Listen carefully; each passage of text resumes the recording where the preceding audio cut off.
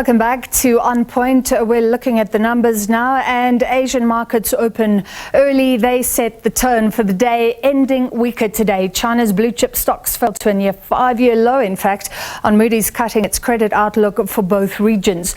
This adds to investor concerns about China's weak recovery. Hong Kong's Hang Seng declined by 0.7%. China's Shanghai index was flat. Japan's Nikkei down by 1.7%. US stocks ended lower yesterday as signs of a cooling jobs market reinforced expectations that the Federal Reserve, the central bank, could start cutting interest rates early next year. The ADP National Employment Report showed private payrolls increased by 103,000 jobs in November. That was below expectations of around 130,000. The S&P 500 declined by 0.4%, the Nasdaq down by about 0.6%, and the Dow Jones Industrial Average also in the red, but only slightly.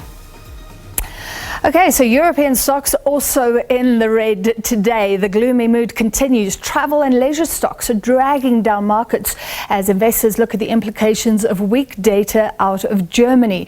Britain's FTSE 100 down 0.4%. The CAC 40 in Paris slightly lower. Germany's DAX weakening by about 1/3%. Data showed that industrial production fell unexpectedly in Germany in October. There's also some uncertainty ahead of new jobs data to be released in the US tomorrow. That's non-farm payrolls. The JSE also in the red, trading just under 0.5%. In fact, just over 0.5% lower at the moment. The rand, as you can see, trading at around 18.80 to the dollar, 23.67 to the pound, 20.26 to the euro. Looking at commodities, gold is trading at $2,033 per ounce. Platinum at $895, and Brent crude oil around close to $78 per barrel at the moment. That's what we import for our petrol. All right, let's look at all these ups and downs with the CIO at ABSA Investments, Ricardo Smith. Ricardo, thank you for being with us. Let's start with, there's been a slew of really concerning data coming out of China, but now Germany, looking at this industrial production going down. Are you concerned about that? What are the implications? Yeah, I think, the data out of the UK and Europe has been a bit sluggish for quite some time. Even though we've seen some positive economic growth, it hasn't been great prints. And further to that, the impact of monetary policy tightening does lag by a couple of quarters. And so starting to see the impact of the tightening. We're also seeing excess savings that, came out of the COVID period from a consumer spending propensity perspective, starting to dissipate and normalize. And so seeing, a bit of cooling from that perspective.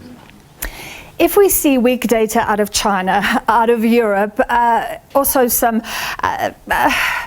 less than optimistic jobs data out of the US and more coming tomorrow, does that mean it raises the specter of a global recession? Because the hope was that interest rates could start coming down and there would be no real overhang from the high interest rates that we've had for a very long time.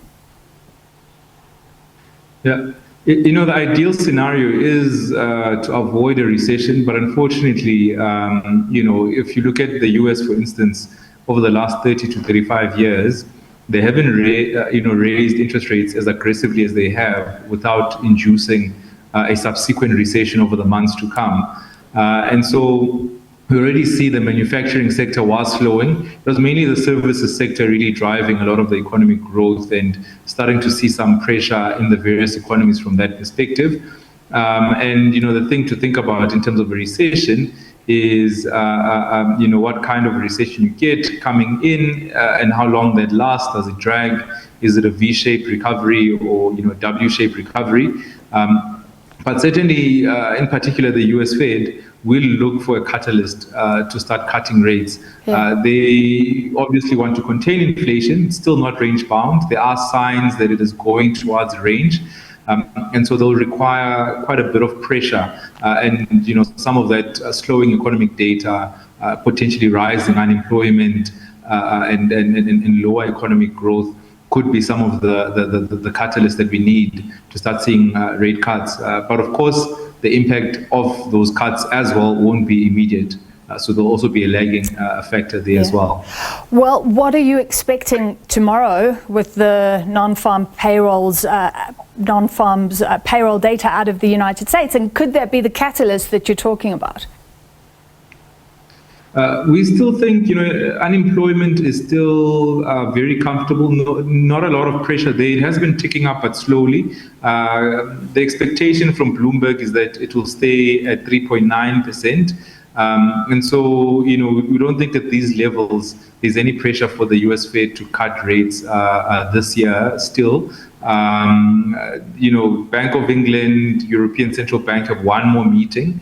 But we are hoping to start seeing some rate cuts by mid-year next year.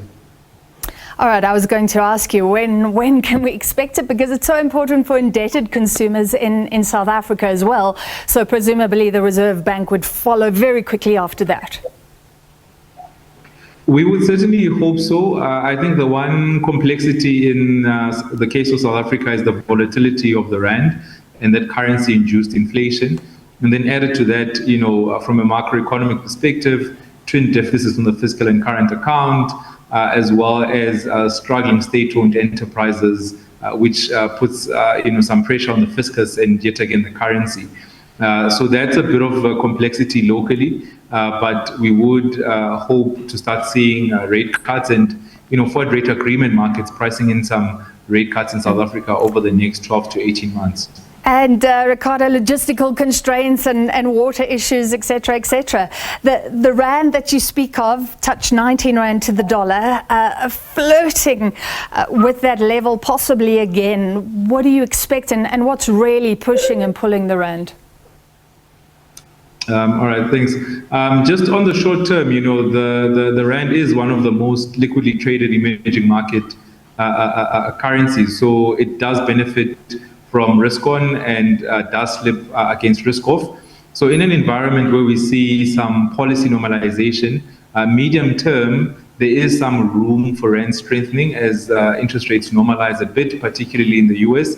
And if we do see risk on sentiments, but if we do see that recession, we would expect quite a bit of rand slippage. And then longer term, some of those structural issues that we've spoken about, we do expect some long-term pressure on the rand, but not as volatile as what we've seen. Hopefully, a bit more stable path, but certainly still expecting some long-term deterioration of the rand on the back of some of these structural issues.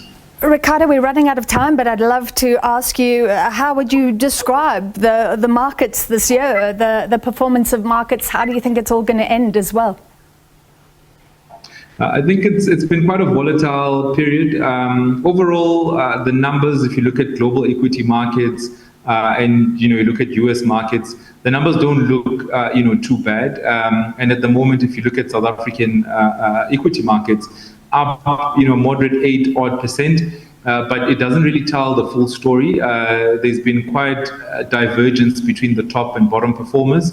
A lot of rotation to some of the quality counters, and seeing some potentially long duration stocks doing well on that anticipation of of rate cuts. But overall, it has been a slightly better year from a return perspective, but a lot of volatility along the way. All right, thank you for that. Chief Investment Officer at ABSA Investments, Ricardo Smith, and that is where we take a break. More to come on Point with me.